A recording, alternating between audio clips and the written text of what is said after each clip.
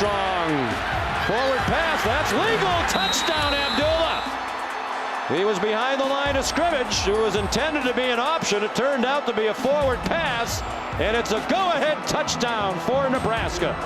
One of the great players in the country, Amir Abdullah.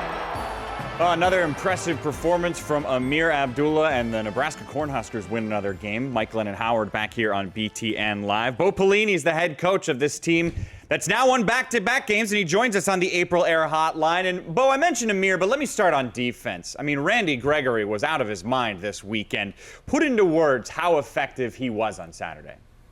You know, Randy played really well. He's a good football player, and he's a young guy who's, still raw. But he's very talented. He's getting better, and I think you can see that throughout really our whole defense. I mean, our guys are getting better. I've said all along, I like the potential of this group. I knew we were going to have some growing pains because we were so young, but I see us getting better. But believe me, we still have a long way to go. We're not perfect, as isn't Randy. You know, he's still raw. He's still got a lot of details and fundamentally a lot of things he needs to work to get better at. So. I don't think you've seen the best of Randy Gregory yet, and that's a great thing because he's been pretty good. You mentioned not being perfect, and yet as we turn to offense, Tommy Armstrong's starting record is perfect right now. He's 5-0. Considering whatever the latest is with Taylor and his health status, how do you best describe the quarterback situation right now? Well, you just go with with the guys that are healthy, and we're really confident in what Tommy brings to the table. You know what Ronnie Kellogg can do when he comes in, and so we like where those guys are. They bring a lot to the table. Tommy's a really good leader. He's playing good football. You know, he's young, and he's going to make some young mistakes along the way, like any young quarterback will, but. He's growing, and every time he goes out there and gains some experience, he's going to keep getting better. And, we're not afraid to put the ball in his hands and win a football game at the end. And, that drive that he led us on, on the road at Michigan and at the end of that football game shows the type of competitor he is and the type of football player that I think he's going to be around here for years to come. Hey, Bo, I got to go back to that Northwestern game just for a second. Here you are, you're trailing 24-21. You're on the Northwestern 49-yard line. There's 4 seconds, time for one play. And Kellogg launches the ball. Westerkamp catches it. Hail Mary touchdown. They have the camera on you on the sideline. You look absolutely shocked. What was going through your mind? I thought I heard over the loud. I heard the referee say the previous play is under review.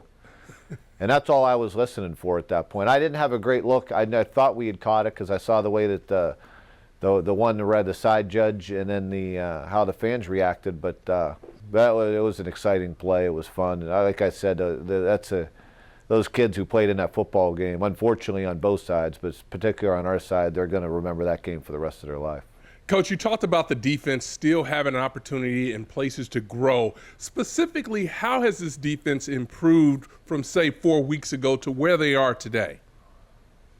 We're not, there are times we've been our own worst enemy in execution, blowing assignments, bad communication, you name it. And we made a lot of young mistakes as we went along. And there were times even during a portion of the year that we were struggling pretty good, that we were good, but we had a big time consistency issue, and to a certain extent we still do at times, but we've gotten better. We're making progress. It's a marathon. It isn't a sprint, and with young players that's going to happen. But I've said all along I like the way the potential down the line of this group, and I think people are starting to see that because as we become more consistent, we're not killing ourselves. We can show we can be pretty good. Bo, during your career, you've been around a lot of great defenses. You've seen a lot of great defenses. What makes this Michigan State defense so good?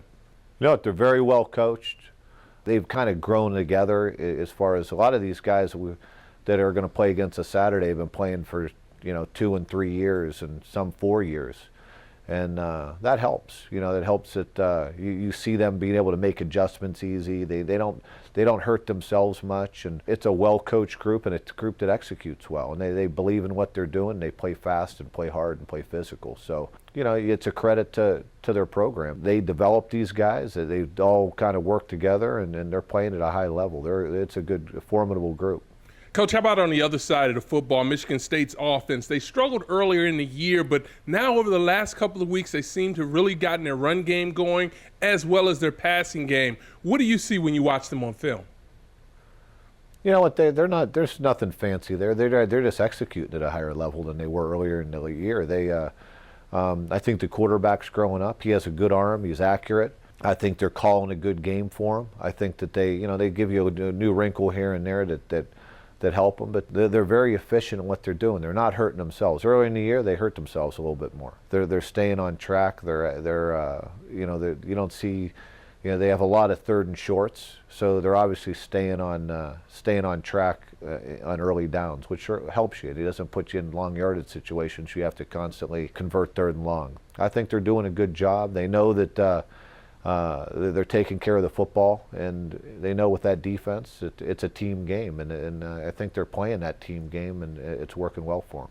Finish this sentence, Bo. The most important thing we have to do against Michigan State on Saturday is not beat ourselves.